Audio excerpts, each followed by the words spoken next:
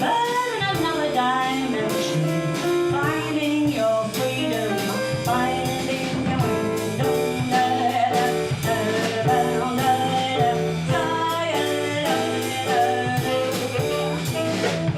Miles, miles, brooding archangel, what are you thinking since you've been away? Finding infinity, finding eternity, finding out secrets you'll never say.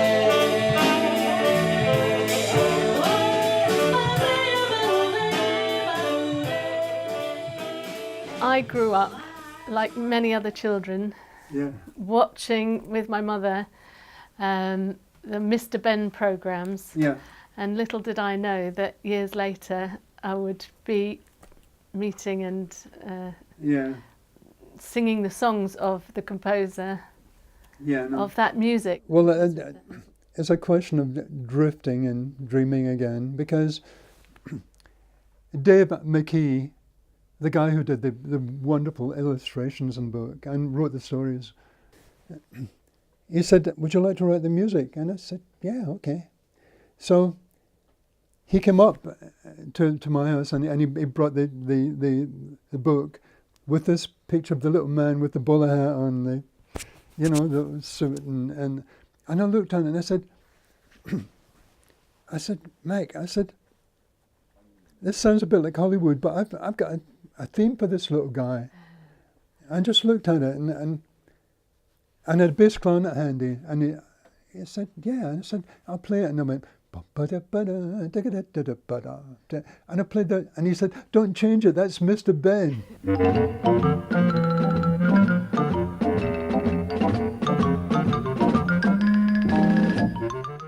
It was probably the first time in my life where you look at something and you whether it's right or wrong, you don't really know, but it seems to be that it just works. It just happened like that, and that's the only time it's ever happened to me. I was evacuated, and eventually I'm back to Greenock, and I travelled up to Glasgow once a week and had lessons with a guy called Jimmy Young, who was a virtuoso player, wonderful. And after about 3 years, I became Jimmy's star pupil. And Jimmy used to say, "Duncan, play the Carnival of Venice." And he played piano, and he used to accompany me, and I used to, and so I played all these difficult solos.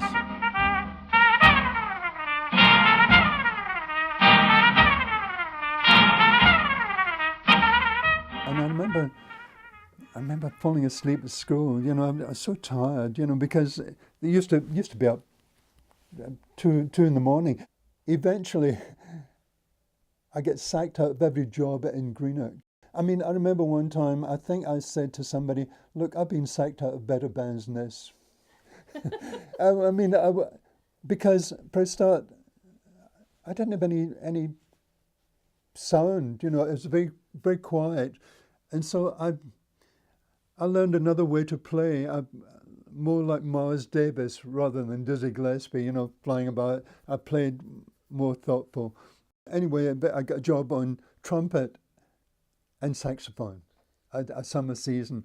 So I did that. And at the end of the time, I got a telegram, "Would you like to join this band in Glasgow, just on tenor?" And I think, if I remember correctly, I took the trumpet and threw it across the room. Really? Said goodbye forever.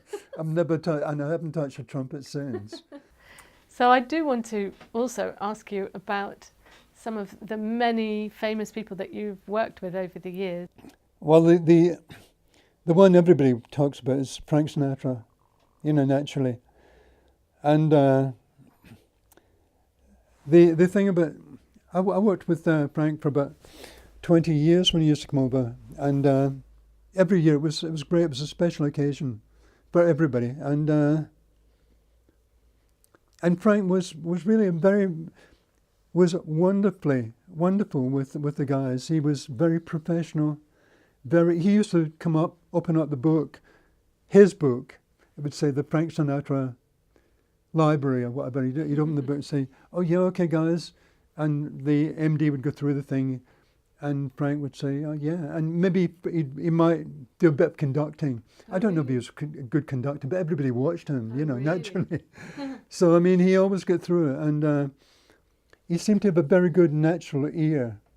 He seemed to know when something wasn't quite right, maybe harmonically, maybe, and know it. He said, check that bar. So he was very good and very, very gentlemanly. It's to us, you know. Yes. Very appreciative. I mean, he said he loved the band. He said he really loved the British orchestra. As a matter of fact, one time I was playing with Count Basie, with Frank. Right. And they brought in some woodwind players. And they must have thought I was one of the woodwind players. And I never got caught up in the adulation that surrounded Frank, you know.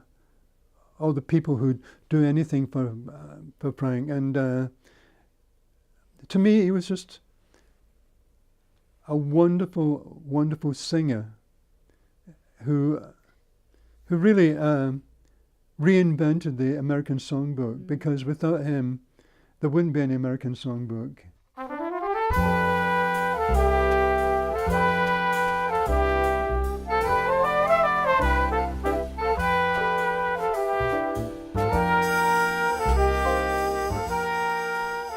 Gil Evans did a thing he did an interview. They were talking about Mars and the usual sort of things. And the guy finished off, he said, well, who do you admire as a contemporary composer now? He said, well, there's a guy nobody's ever heard of called Duncan Lamont. And the guy said, well, he's known as a saxophone player. I said, well, I don't know what he's known as, but... And he spent the rest of the article talking about me.